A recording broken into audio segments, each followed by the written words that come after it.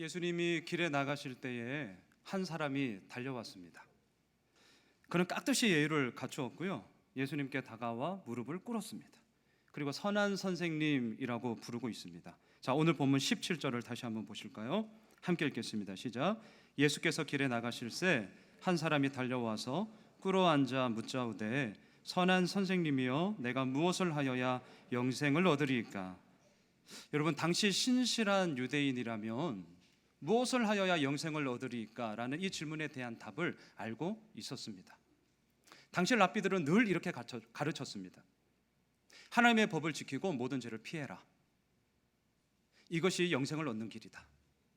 이 대답에 대해서 이론의 여지가 전혀 없었습니다. 지금 예수님께 달려와 질문하고 있는 이 사람도요, 이 답을 알고 있었을 것입니다.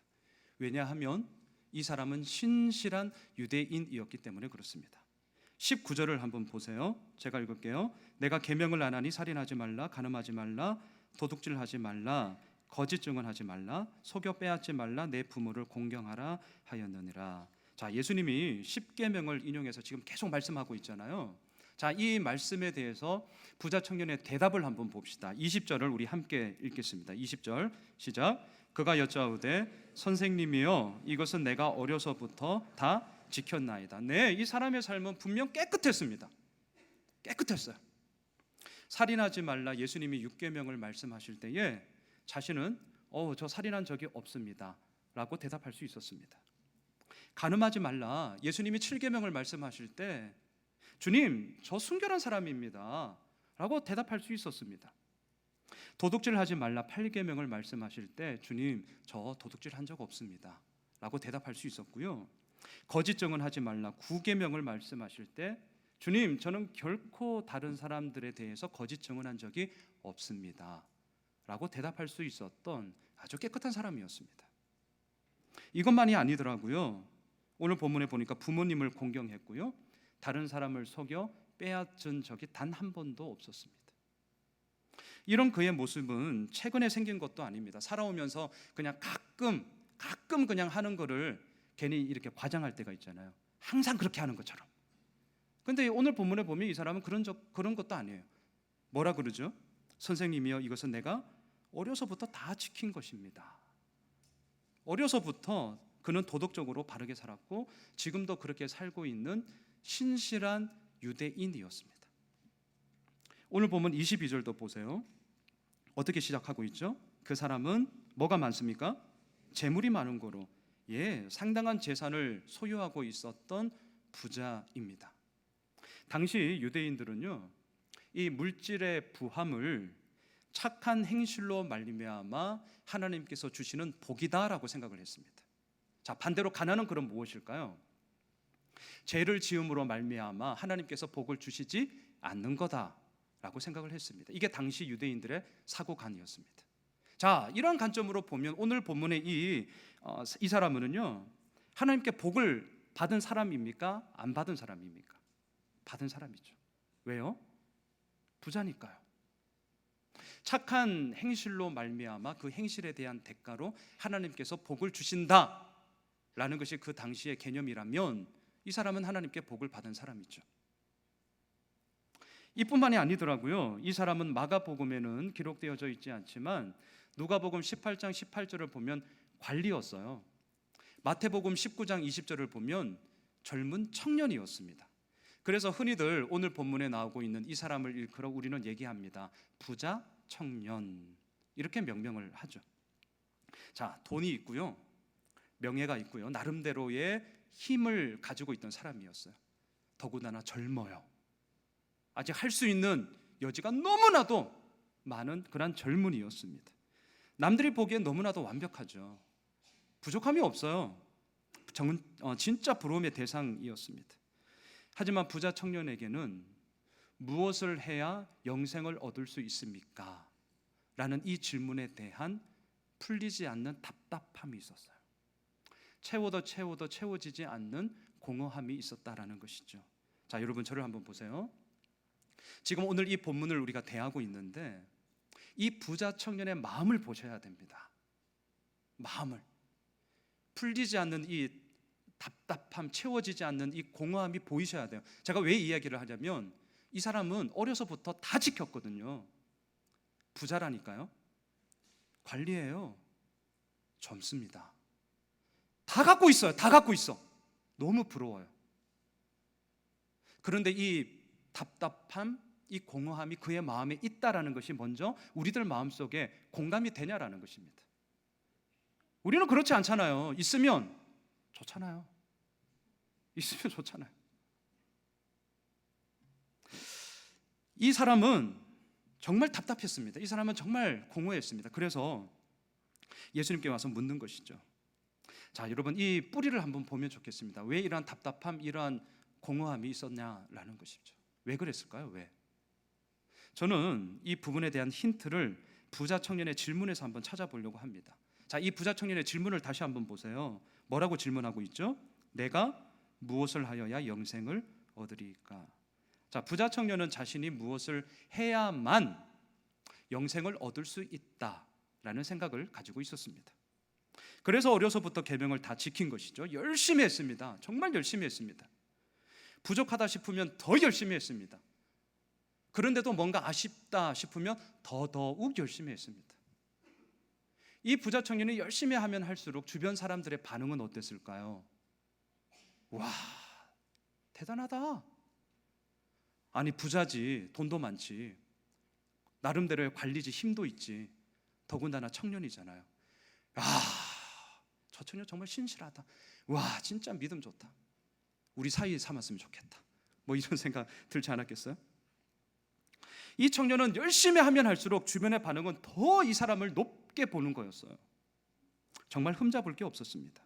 인정과 칭찬을 받았습니다. 근데 여러분, 우리는 아셔야 됩니다. 영생은 내가 무엇을 함으로 말미암아, 행위로 말미암아 얻어지는 결과물이 결코 아니죠. 부자 청년의 문제는 여기서부터 시작해야 됩니다. 영생을 무엇을 함으로 얻게 되는 결과물이다라고 여겼던 그의 생각부터 고쳐야 했습니다.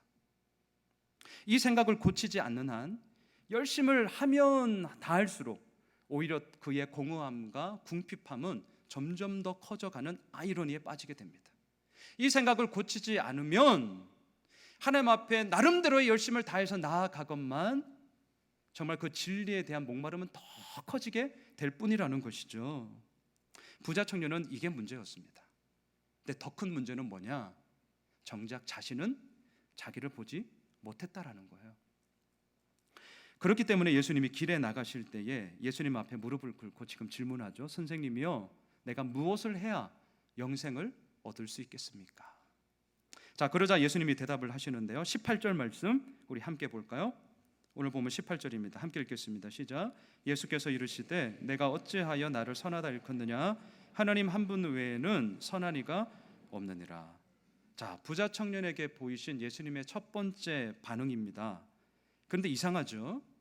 그의 질문에 대한 대답이 아니에요. 자, 오늘 본문을 잘 보셔야 됩니다. 그의 질문에 대한 대답이 아니라고요. 오히려 좀 제가 볼 때는 사소한 것처럼 보이는데요. 선한 선생님이여 라고 예수님을 불렀던 호칭을 문제 삼습니다. 마치 예수님이 시비를 거는 것 같아요. 네가 어찌하여 나를 선하다 일컫느냐? 좀 더 세게 해야 돼요. 이거는 네가 어찌하여 나를 선하다 일컫느냐?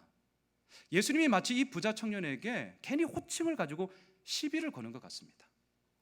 좀 매몰차요. 아주 시니컬합니다. 냉소적이에요. 자, 왜 예수님은 부자 청년에게 이렇게 매몰차게 말하는 것일까? 왜 그런 것일까요? 예수님 스스로 자신을 선하다고 여기지 않았기 때문입니까? 아니요, 그렇지 않습니다. 아니면 겸손함의 또 다른 표현일까요? 그렇지도 않습니다. 예수님이 부자 청년에게 네가 어찌하여 나를 선하다 일컫느냐 매몰차게 말하는 것은 부자 청년이 예수님을 단지 선생님으로만 보았기 때문입니다. 다시요. 왜 예수님이 매몰차게 네가 어찌하여 나를 선하다고 일컫느냐라고 하는 말에는 부자 청년은 단지 예수님을 선한 선생님으로만 보았기 때문에 그렇다는 것이죠. 자, 여러분 마가복음 우리가 10장을 보고 있어요. 우리가 올해 초 1월, 2월 달에 마가복음을 큐티했었어요. 제가 큐티하면서 이 말씀이 좀 마음에 많이 와닿아서 언젠가 한번 말씀을 나누면 좋겠다. 오늘 기회가 돼서 나누고 있는 것인데요. 마가복음 1장부터 오늘 보면 10장까지를 보더라도 도대체 예수님은 어떤 분이냐? 마가복음은 뭐라고 얘기하는 줄 아세요? 단지 랍비 가운데 하나인 선생님인가? 아니요, 그 얘기 하지 않습니다. 온갖 병자들을 고치셨습니다. 떡 5개 물고기 2마리로 성인 남자 5,000명을 먹이고도 12바구니가 남게 하는 오병이어의 기적을 행하셨습니다. 바리새인들과 사두개인들의 잘못된 것에 대해서는 아니다, 정확하게 질책하셨습니다. 베드로의 고백처럼 주는 그리스도시요 살아계신 하나님의 아들이셨습니다. 변화산에서 하나님은 말씀하셨습니다. 이는 내 사랑하는 아들이다, 그를 들으라. 예수님은요, 선한 선생님이 아니라 살아계신 하나님의 아들이었습니다. 하지만 부자 청년에게 예수님은 단지 랍비 선생님이었다는 것이죠. 예수님은 이러한 그의 생각을 너무나 잘 알고 있었어요. 그래서 말하는 것입니다. 네가 어찌하여 나를 선하다 일컫느냐. 다시 말하면 이런 거죠.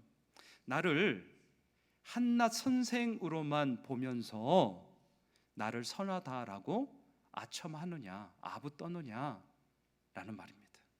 그러면서 뭐라고 얘기합니까? 하나님 한 분 외에는 선한 이가 없다라고 주님이 말씀하고 있죠.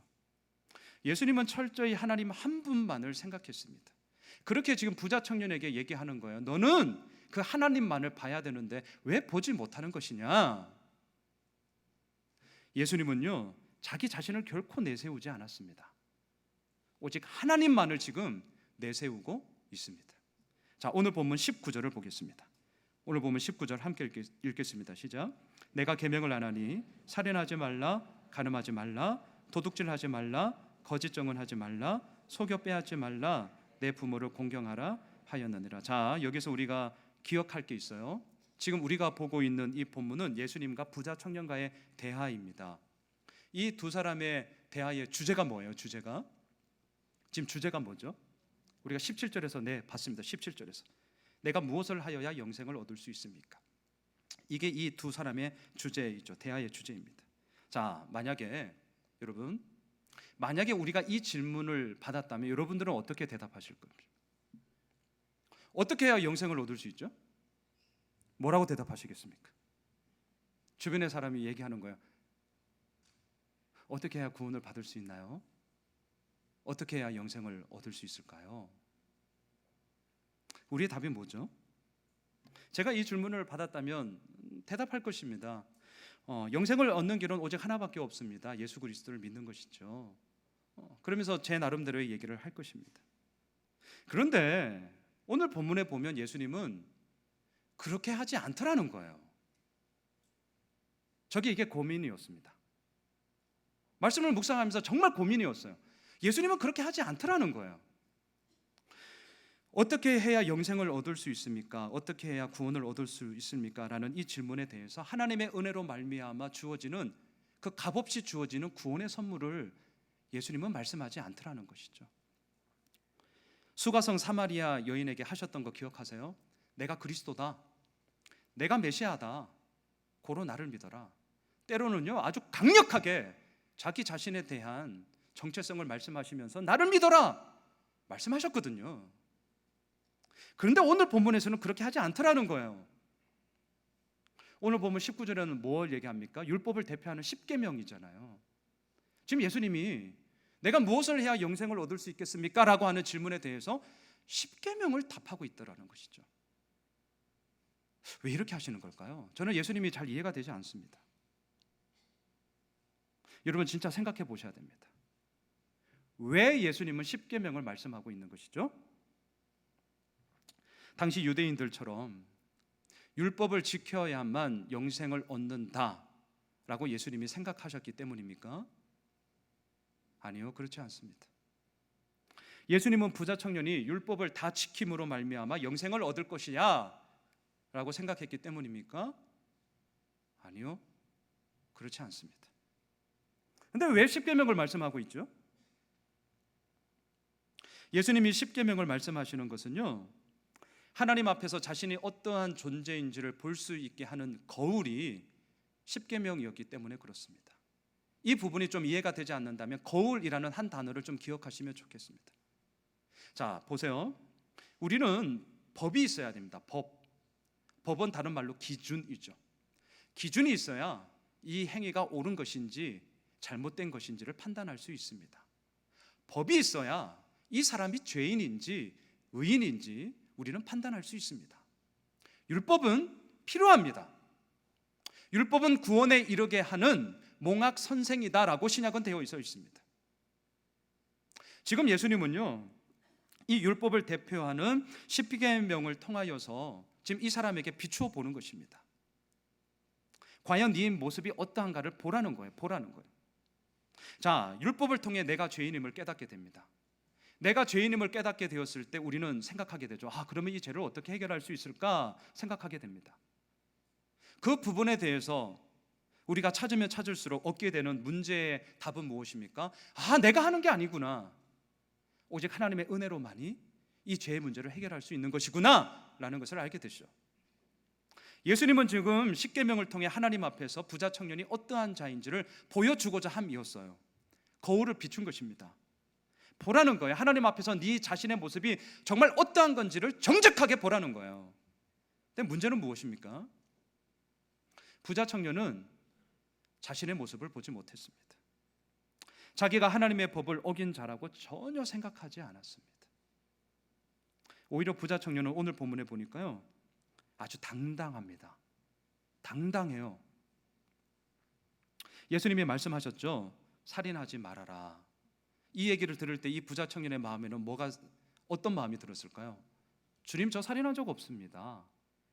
오늘 주님이 말씀하십니다. 간음하지 말라. 주님, 저 간음한 적이 없다니까요. 도둑질하지 말아라. 거짓 증언하지 말아라. 예수님이 말씀하실 때 이 부자 청년의 마음에 주님, 저는 전혀 그런 일을 한 적이 없습니다 라는 마음으로 꽉 찼을 거예요. 아주 당당하죠. 그렇기 때문에 20절에서 대답한 것입니다. 우리 20절 말씀을 다시 한번 읽어보도록 할까요? 함께 읽겠습니다. 시작. 그가 여짜오되 선생님이여, 이것은 내가 어려서부터 다 지켰나이다. 무슨 말입니까? 나는 결코 그런 죄를 지은 죄인 아닙니다. 주님, 저예요. 저 어려서부터 계명을 다 지킨 사람이라니까요. 주님, 접니다. 저 죄인 아닙니다 라는 그런 너무나도 당당한 고백이었습니다. 근데 아이러니한 거는 이게 부자 청년의 문제였습니다. 진짜 아이러니하죠? 이게 부자 청년의 문제였습니다.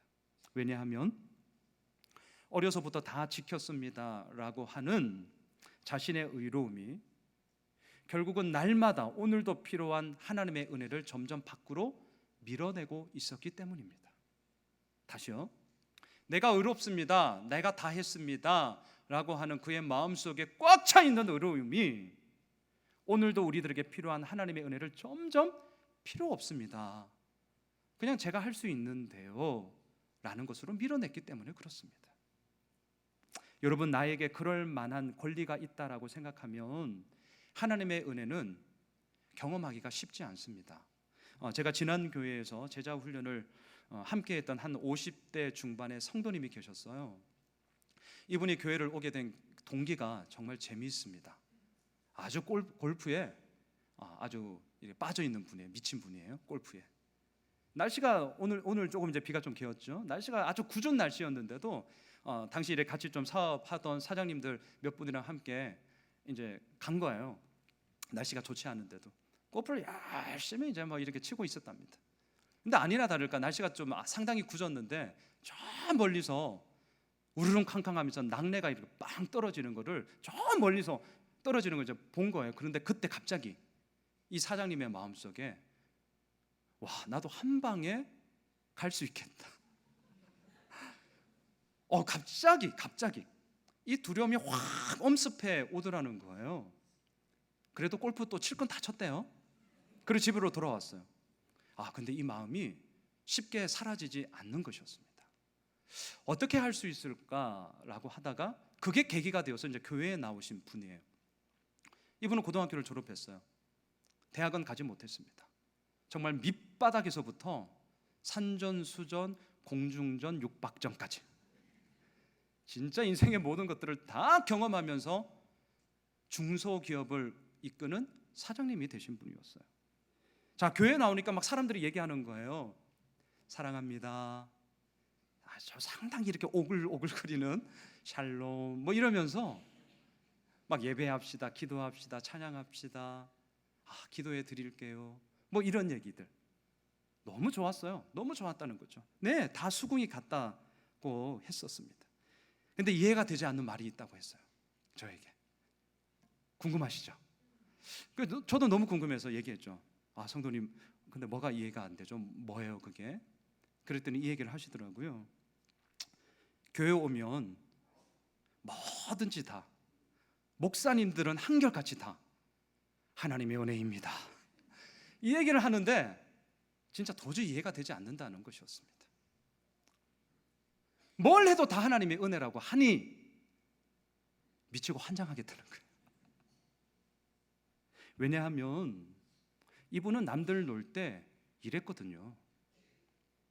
남들 잘 때 이랬거든요. 다다음 주 이제 휴가철이잖아요. 놀러 가실 거잖아요. 이분은 휴가철을 또 반납하고 열심히 일했거든요. 그런데 교회에 오면 내가 한 게 아니라고 자꾸 얘기한다는 거예요. 내가 했는데, 내가 한 건데 자꾸 아니라고 하는 거예요. 하나님의 은혜입니다. 하나님이 다 하신 것이죠. 진짜 미치겠다는 거예요. 미치겠다는 거예요. 다른 거는 다 이해가 되는데 이것만큼은 이해가 되지 않는다는 거였습니다. 그 말을 듣는 저도 미치는 것 같았습니다. 50대 중반의 사장님, 이전에 교회를 하는 곳은 단 한 번도 가지 않았던 한 중년 남성, 저 충분히 공감했습니다. 진짜 그렇다. 그러면서 숙제가 되었죠. 이거 어떻게 해야 되냐. 1년간 함께 저와 제자 훈련을 했습니다. 포인트는 딱 하나. 왜 하나님의 은혜라고 얘기하는 것이냐에 대해서 계속해서 우리의 답은 말씀에 있으니까요. 말씀을 통해서 함께 계속 나누었던 그런 시간을 가졌던 적이 있습니다. 자, 여러분, 우리도 마찬가지예요. 나에게 그럴 만한 권리가 있다라고 생각한다면 하나님의 은혜 쉽게 이해되지 않을 것입니다. 나에게 그럴 만한 권리가 있다라고 생각한다면 하나님의 은혜 그렇게 쉽게 경험할 수 없을 것입니다. 내가 한 거지 어떻게 하나님이 한 것이냐, 이런 마음이 들 때가 있어요. 물론 대놓고 말은 하지 못합니다. 하지만 순간순간 그런 마음이 들 때가 있더라고요. 부자 청년처럼 나는 어려서부터 다 지켰습니다 라고 하는 자신의 의로움을 말하면서 다른 사람들에게 나 자신을 내세우고 싶을 때가 있습니다. 자, 이럴 때 예수님의 반응을 한번 봅시다. 자, 내가 어려서부터 다 지켰습니다 라고 말을 하는 것에 대해서 예수님은요, 야, 너 틀렸다, 너 거짓말하지 마라, 이렇게 쏘아 붙이지를 않았습니다. 한편으로 저 생각해 보았어요. 예수님이 산상수훈에서는 율법의 의미를 상당히 깊게 적용하면서 사람들에게 얘기했거든요. 예를 들어볼까요? 간음하지 말아라. 자, 산상수훈에서는 뭐라고 이걸 적용했습니까? 네 마음에 음욕을 품는 모든 자들은 다 간음한 자다. 예수님이 지금 부자 청년에게 이렇게 적용해도 되는 것 아닙니까? 살인하지 마라. 산상수훈에서는 뭐라고 얘기하죠? 네 마음에 다른 사람들에 대한 노함이 있으면 그건 이미 다 살인한 것이다. 지금 예수님은 부자 청년에게 이렇게 적용할 수 있는 것 아니에요? 근데 그렇게 하고 있지 않습니다. 이유가 무엇일까요? 왜 예수님은 부자 청년에게 야, 너 털렸다, 거짓말하지 마라, 아니면 산상수훈에서 적용했던 것처럼 율법의 깊은 의미를 들이대어서 코너로 몰 수 있는데, 봤지, 나밖에 없어 라고 끄집어낼 수 있었는데 그렇게 하지 않았다라는 거예요. 이유가 무엇이죠? 왜냐하면요, 예수님은 겉으로 보이는 현상에 대해서 말하고 싶은 것이 아니라 그의 마음속 깊은 곳에 숨겨져 있는 근본 뿌리부터 고치고 싶었기 때문입니다. 이게 무슨 말이냐면 예수님은 부자 청년의 마음속 밑바닥에서부터 꿈틀꿈틀대고 있는 탐욕을 보았기 때문에 그렇습니다. 자, 오늘 본문 21절을 함께 읽겠습니다. 오늘 본문 21절입니다. 함께 읽을게요. 시작. 예수께서 그를 보시고 사랑하사 이르시되 내게 아직도 한 가지 부족한 것이 있으니 가서 내게 있는 것을 다 팔아 가난한 자들에게 주라. 그리하면 하늘에서 보화가 내게 있으리라. 그리고 와서 나를 따르라 하시니. 여러분, 10계명 가운데 마지막 10번째 계명이 뭐죠? 내 이웃의 집을 탐내지 마라입니다. 지금 예수님은 이 10번째 계명을요 아주 구체적으로 적용하고 있습니다. 네게 있는 것을 다 팔아 가난한 자들에게 주어라. 자, 저를 보세요. 만일 예수님이 이 10번째 계명이었던 내 이웃의 집을 탐내지 말라라는 것을 문자 그대로 이 부자 청년에게 질문했다면 이 청년의 대답은 무엇이었을까요? 참고로 이 청년은 신실한 유대인이었다는 것을 기억하십시오.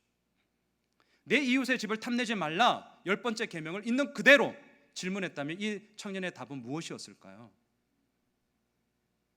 아마 이런 것 아니겠어요? 예수님, 나는 다른 사람의 재산이나 돈에 관심 없습니다. 왜요? 부자건데요. 부자인데요 지금.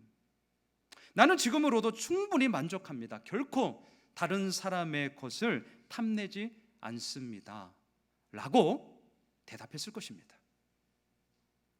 하지만 예수님은 부자 청년의 마음속에 은밀히 숨어있는 이 탐욕을 보았습니다. 부자 청년의 탐욕은 사람들의 눈에 보이지 않았습니다. 겉으로 드러나지도 않았습니다. 우리가 지난주까지 호세아 말씀을 묵상했습니다. 호세아서에서 보면 하나님이 이스라엘 민족들을 치료하시는데 그 치료의 첫 단계가 뭔 줄 아세요? 드러내는 거예요. 그 상처를 드러내는 거예요. 그 아픔을 드러내는 거예요. 그런데 오늘 본문의 이 부자 청년은 드러나지 않았습니다. 다른 사람들의 눈에 보이지 않았습니다. 행동에 나타나지도 않았습니다. 그래서 더 위험했습니다. 예수님은 정확히 봤습니다. 이 부자 청년의 마음속에 저 밑바닥에서부터 꿈틀꿈틀대고 있는 탐욕의 함부를 정확히 보았습니다. 그리고 그것을 도려내기 위해 말씀하신 거예요. 너에게 있는 것을 가난한 사람들에게 주어라. 자, 여러분, 부자 청년의 관심은 뭐였죠? 내가 어떻게 해야 영생을 얻을 수 있겠습니까? 이게 그의 모든 초점, 그의 모든 관심이었습니다. 얻는 것에 관심이 있었죠. 그 얻는 것에 관심을 갖고 있는 이 부자 청년에게 예수님은 말씀하셨습니다. 뭐라고요? 주라. 내게 있는 것을 가난한 자들에게 다 줘라. 그리하면 하늘에서 보화가 너에게 있을 것이다. 그러면 이제 이 말씀 앞에 어떻게 해야 됩니까? 선택지는 딱 두 가지밖에 없어요. 첫째, 이 땅의 보화를 버리고 하늘의 보화를 잡는 것이죠. 아니면 둘째, 이 땅의 보화를 움켜쥐고 하늘의 보화를 버리는 것이죠. 둘 중 하나예요. 다른 여지 두지 마십시오. 둘 중 하나입니다. 부자 청년이 그의 재산을 버리는 것은 예수님의 명령이었습니다. 하늘의 보화를 얻기 위해서는 재물이라는 우상을 반드시 버려야 했습니다. 물론 여기서 오해는 하지 마십시오. 예수님은 재물이 많은 것, 아니 재물 그 자체를 단 한 번도 죄다, 단 한 번도 악이다 라고 말씀하신 적이 단 한 번도 없습니다. 부자가 다 나쁜 것도 아니고 반대로 가난한 자라고 해서 다 착한 것도 아닙니다. 예수님은 지금 이렇게 단순한 논리를 가지고 부자 청년에게 말씀하시는 것이 결코 아닙니다. 아니면 그렇다고 해서 탐욕에 빠지지 않기 위해 가끔씩 자선해라 이런 뜻도 결코 아닙니다. 지금 예수님이 말씀하시는 것은요, 부자 청년의 마음속에 꿈틀꿈틀대고 있는 탐욕의 우상, 특별히 돈에 대한 탐욕을 지적하는 것입니다. 예수님은 우리 모두가 죄인이라는 것을 아셨습니다. 그래서 이 땅에 오신 거잖아요. 그러한 우리들에게 돈은 죄를 보지 못하도록 하는 어마어마한 힘이 있다는 것을 아셨습니다. 돈은 본질적으로 악하지 않습니다. 돈은 가치 중립적인 것입니다. 그런데 이상하게도 현실적으로 보면 돈은 자꾸 하나님에게서 이렇게 멀어지게 하는 힘이 있습니다. 이상하죠? 본질적으로는 그렇지 않은데 현실적으로는 자꾸 하나님에게서 멀어지게 하는 힘이 있더라고요. 그래서 많은 경우 사람들을 보면요, 이 땅의 보화를 움켜쥐고 하늘의 보화를 포기하는 경우들을 참 비일비재하게 보는 경우가 있습니다. 여러분, 부자 청년은 돈이 아니라 예수님을 믿어야 했습니다. 부자 청년은 영생을 얻기 위해 계명을 더 열심히 지키는 것이 아니라 그 영생을 주시는 하나님을 믿어야 했습니다.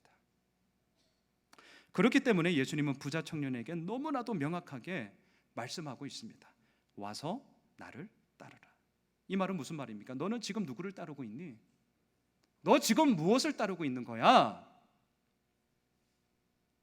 하늘 영광을 버리고 이 땅에 오신 예수님, 자신보다 돈을 더 사랑하고 있는 그 사람에게 와서 나를 따르라, 구원의 초대장을 보내고 있습니다. 여러분, 이 구원의 초대장에 대해서 우리들 같으면 어떻게 하시겠습니까? 이 구원의 초대장을 받으시겠습니까? 아니면 거절하시겠습니까? 오늘 본문 22절을 보십시다. 이 사람이 어떻게 하고 있는지 오늘 본문 22절입니다. 함께 읽겠습니다. 시작. 그 사람은 재물이 많은 고로 이 말씀으로 인하여 슬픈 기색을 띠고 근심하며 가니라. 부자 청년이 예수님께 올 때는 어떻게 온 줄 아세요? 오늘 본문 17절을 보세요. 자, 부자 청년이 예수님께 올 때는 어떻게 왔어요? 네, 달려왔습니다. 달려왔다고요. 하지만 주님을 떠날 때는 지금 어떻게 가고 있죠? 슬픈 기색을 띠고 근심하고 돌아가고 있죠. 슬픈이라고 해석된 이 원어를 보니까요, 고통을 받음으로 말미암아 아주 비탄함에 잠기다, 이런 뜻을 가지고 있었습니다. 예수님이 모든 재산을 포기하라고 하자 부자 청년은 슬퍼했습니다. 아주 근심했습니다. 그리고 되돌아갔습니다. 왜냐하면 부자 청년에게 돈은 그의 전부였기 때문입니다. 왜냐하면 부자 청년에게 돈은 자신의 모든 존재 가치였기 때문입니다. 자, 저를 보세요. 만일 예수님께서 지금 하셨던 이 말씀이 틀렸다라고 이 부자 청년이 생각했다면 그의 반응은 어떠했을까요? 지금 하고 있는 예수님의 말씀이 틀렸습니다, 그거 아닌데요? 라고 이 부자 청년이 생각했다면 그의 반응은 결코 슬퍼하지 않았을 것입니다. 이러지 않았을까요? 그런 것이 어디에 있습니까? 나는 거기에 대해서 동의할 수 없습니다. 화를 냈을지 모릅니다. 너나 잘하세요. 비아냥거렸을지도 모릅니다. 그런데 오늘 본문에 보면 이 부자 청년은 그렇게 하지 않았어요. 예수님의 이 말씀을 들었거든요. 이 듣고 나서 이 말씀에 대한 반응을 보니까 슬픈 기색을 띠고 근심하며 돌아갔다는 거예요. 그러면 이 예수님의 말씀에 동의를 했다는 거예요? 동의하지 않았다는 거예요? 동의를 했다는 거죠. 네, 주님 맞습니다. 그 말 맞습니다. 이 부자 청년도 동의했다는 거예요. 그런데 딱 거기까지였어요. 딱 거기까지였어요. 동의를 하는 건 네, 좋습니다. 하지만 한 걸음 더 나가야죠. 그런데 딱 거기까지였어요. 그 이상, 그 이하도 아니었습니다. 마음에서 우러나오는 진실한 태도로 복음의 진리에 순종하지 않았습니다. 정말 그 말씀이 진실입니다. 진리입니다. 네, 주님, 저 그렇게 가겠습니다. 하지 않았습니다. 성경에 보면 이 젊은이가 어떻게 됐는지 모르겠습니다. 성경에 기록되어져 있지 않습니다. 이 본문은 지금 우리들에게 질문하고 있는 것입니다. 이 본문은 지금 이 자리에 앉아서 예배드리고 있는 우리들에게 도전하는 것입니다. 너는 어떻게 할래? 여러분, 예수님을 단지 랍비, 단지 선생님으로만 여긴다면, 제가 좀 단호하게 얘기한다면 이렇게 하셔도 됩니다. 다시요. 예수님을 단지 선생님, 단지 랍비, 단지 교양 과목을 가르치는 교수님으로만 생각한다면 오늘 본문에 나오는 부자 청년처럼 그렇게 하셔도 됩니다. 하지만 저는 도전하고 싶습니다. 우리가 믿는 예수님은 어떠한 분이십니까? 그냥 랍비십니까? 그냥 선생님이십니까? 아니요! 그렇지 않죠. 예수님은 진짜 내 삶의 주인이 되는 줄 믿습니다. 예수님은 진짜 내 삶의 왕이 되는 줄 믿습니다. 그렇다면 이렇게 하면 안 되죠. 진짜 이렇게 하면 안 되죠. 현재 내 삶의 주인 노릇하는 것들 버려야죠. 현재 내 삶의 왕 노릇하는 것들 버려야죠. 부자 청년의 문제는 신앙의 열정과 열심이 없는 게 아니었습니다. 예수님께 영생의 길을 묻는 부자 청년은 내세를 준비하겠다는 나름대로의 열정과 열심이 가득 찬 사람이었습니다. 나는 어려서부터 계명을 다 지켰습니다 라고 말할 만큼 계명을 지킴으로 말미암아 아주 도덕적으로 모범적인 사람이었습니다. 하지만 나를 따르라 명령하시는 예수님을 따르지 않았습니다. 왜냐하면 그 예수님을 믿지 않았기 때문입니다. 말씀을 정리하겠습니다. 부자 청년과 대화하고 계시는 예수님도 부자 청년이셨다는 것을 기억하십시오. 예수님은 우리가 상상할 수도 없을 만큼 부자이십니다. 예수님은 영원 전부터 계셨습니다. 하나님과 성령님과 함께 영광, 사랑, 기쁨, 즐거움, 감사함, 평화 속에 계셨습니다. 하지만 그러한 분이 그 어마어마한 부를 다 버리시고 이 땅의 낮고 낮은 땅 가운데 추한 모습으로 이 땅에 오셨습니다. 왜 그러셨죠? 답은 하나예요. 우리를 사랑하시기 때문이었습니다. 우리를 사랑하시고 우리를 구원하시기 위해서. 오늘 예수님이 부자 청년에게 명령하시는 것도 마찬가지예요. 오늘 본문 21절을 보세요. 어떻게 시작되고 있나요? 예수께서 그를 보시고 어떻게 하셨죠? 사랑하사예요. 사랑하사. 예수님은 부자 청년을 사랑하셨다고요. 지금 이 얘기를 하는 것은 사랑하기 때문에 얘기하는 거예요. 미워서 너 한번 맛 좀 봐라. 그래 너 얼마나 잘 사나 한번 두고 보자. 이런 마음으로 하신 게 아닙니다. 사랑하셨기 때문에 영생의 길을 묻는 그에게 영생의 길은 이거야 라고 제시하셨습니다. 사랑했기 때문에 자신의 탐욕을 보지 못하는 그에게 너의 모습을 똑바로 봐 말씀하신 것입니다. 사랑하셨기 때문에 갈 바를 알지 못하는 그에게 말씀하신 거예요. 나를 따르라고. 내가 무엇을 하여야 영생을 얻을 수 있습니까? 영생은 내가 하는 신앙적인 열심, 내가 하는 희생적인 수고와 헌신으로 결코 이루어지는 게 아닙니다. 영생은 나를 따르라. 오늘도 나를 따르라고 말씀하시는 진정한 부자 청년이신 예수님을 믿는 것입니다. 여러분 오해하지 마십시오. 따르고 있는 나의 열심, 따르고 있는 나의 헌신, 따르고 있는 나의 공로를 여전히 내세운다면 이거는 예수님께서 말씀하신 나를 따르라의 의미가 결코 아닙니다. 왜 예수님이 나를 따르라고 말씀하셨죠? 왜냐하면 따름으로 말미암아 이루어지는 예수님의 예수님 되심, 하나님의 하나님 되심을 경험할 수 있기 때문에 그렇습니다. 포인트는 나입니다. 나, 예수님입니다. 근데 자꾸 우리는 무게중심이 따르고 있는 나 자신의 공로, 헌신, 열심을 자꾸 내세우니 신앙생활이 거듭되면 거듭될수록 우리들 마음에 자꾸 답답함이 생기는 것 아닙니까? 공허함이 자꾸 생기는 것 아니에요? 하면 할수록.